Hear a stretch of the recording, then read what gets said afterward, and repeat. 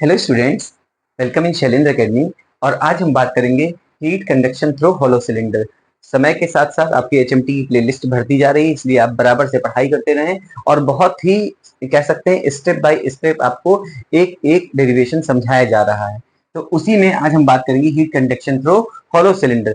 Actually देखिए, आपको तीन मेन इक्वेशन पढ़ाई गई हैं, three dimensional heat conduction equation in Cartesian, cylindrical and spherical coordinate.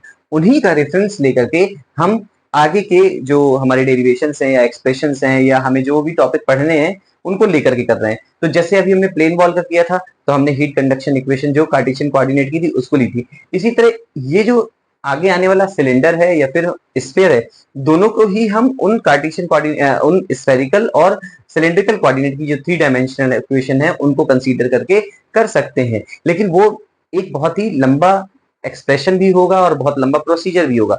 लेकिन हमारे पास एक तरीका और है जिसकी हेल्प से हम इसको बहुत ही छोटे तरीके से कर सकते हैं, क्योंकि एग्जाम में आपको करना है, तरीके से मतलब नहीं है।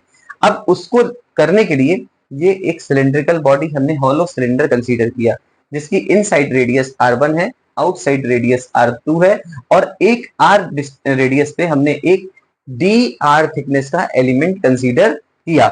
तो जो एरिया होगा यहाँ पर, जो हम एरिया कंसीडर करेंगे, वो एरिया क्या होगा इस सिलेंड्रिकल बॉडी का at radius r 2πr l होगा, क्योंकि 2πr l सरकमफ्रेंस हो गई और l इस सिलेंडर की लेंथ है। एक हॉलो सिलेंडर है जिसकी लेंथ l कंसीडर की गई है। अब हम लोग इसके अलावा क्या जानते हैं, जो हमने अभी आपको बोली बातें कि भाई r1 रेडियस है, r2 रेडियस है, ये सब आपको लिखना होता है कि let us consider a hollow cylinder as shown in the figure in which small r1 is the inside radius, small r2 is the outside radius, and at a distance at a radius or r let us consider an element of thickness dr। तो ये सब लिखना होता है ताकि और अच्छे से प्रेजेंटेशन बने। अब चूंकि सॉलिड बॉडी है, ये सॉलिड मींस कंडक्शन होगा इसमें, तो हम लोग क्या जानते हैं, हीट कंडक्शन इक्वेशन क्या होती है, as per the Fourier's law of heat conduction Q। हमें हीट कंडक्शन इधर निकालना है, Q इक्वल्स टू माइनस के ए डी टेम्परेचर T, और इस एलिमेंट की थिकनेस क्या है, डी आर है। अब हम क्या लिख सकते हैं इसको, Q equals to minus K as it is लिखे रहने दें। एरिया क्या है 2πr l d t upon d r. R वाला टर्म हम यहां लेके चले जाएं अगर, तो हो जाएगा d r upon small r नीचे आ जाए, माइनस के 2πl बचा और यहाँ पे टेम्परेचर T बचा। अब अगर ये एलिमेंट डी आर थिकनेस के एलिमेंट के लिए है जो स्मॉल आर रेडियस पे है, तो अगर हमें पूरे एलिमेंट के लिए निकालना होगा तो हम इसका इंटीग्रेशन कर देंगे। Q को हमने बाहर रखा, इंटीग्रेशन रेडियस कहां से कहां तक है, R1 से R2 तक, तो हमने लगाया R1 से R2, अंदर क्या है 1/r डी आर। एक स्टेप समझिए, माइनस के 2πl इंटीग्रेशन T1 से T2 डी टी हो गया। इसको सॉल्व करेंगे तो Q क्या आ जाएगा, ln r आ जाएगा 1/r का, और लिमिट क्या हो गई R1 से R2, यहाँ पर माइनस के 2πl dt का क्या हो जाएगा T, और लिमिट इसकी क्या है T1 से T2। इस एक्सप्रेशन को अगर हम आगे और एक्सप्रेस करते हैं तो Q क्या आ जाएगा, ln R2 minus ln R1 equals to minus K into 2πl, और यहाँ क्या आया T2 माइनस T1 आया।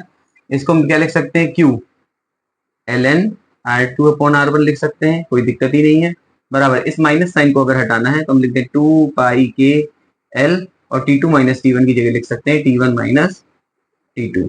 यहाँ से Q क्या आया, Q इक्वल्स टू आया 2πkl T1 minus T2 upon ln R2 upon R1।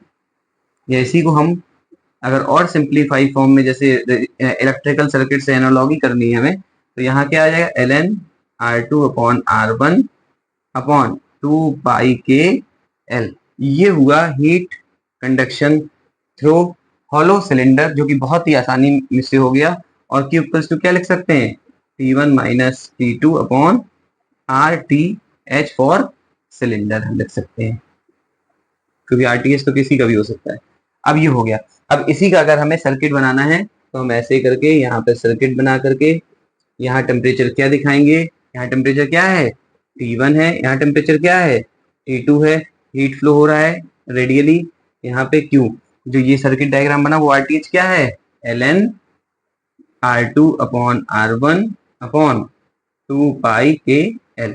तो ये हुआ पूरा एक्सप्रेशन जो कि बहुत ही सिंपली और बिल्कुल छोटे से स्टेप में आप फाइनल वैल्यू तक पहुंच गए किसी भी हॉलो सिलेंडर के लिए हीट कंडक्शन इक्वेशन को निकालने के लिए। तो इस वीडियो में इतना ही था। इसके बाद इसी तर्ज पे हम हॉलो स्फीयर का भी जो एक्सप्रेशन होगा हीट कंडक्शन का वो निकालेंगे, ताकि बहुत बड़ा एक्सप्रेशन ना करना पड़े क्योंकि एग्जाम में समय भी कम होता है। बस सिर्फ आपसे यही कहेंगे कि लाइक और कमेंट करके आप यहाँ भी कुछ देते रहिए। बाकी यहाँ से आपको वीडियोस मिलते जा रहे हैं, आप पढ़िए, अच्छे नंबर लाइए। Thank you so much for watching. मिलते हैं नेक्स्ट वीडियो में जो इसका कंपोजिट सिलेंडर का होगा। Thank you so much for watching.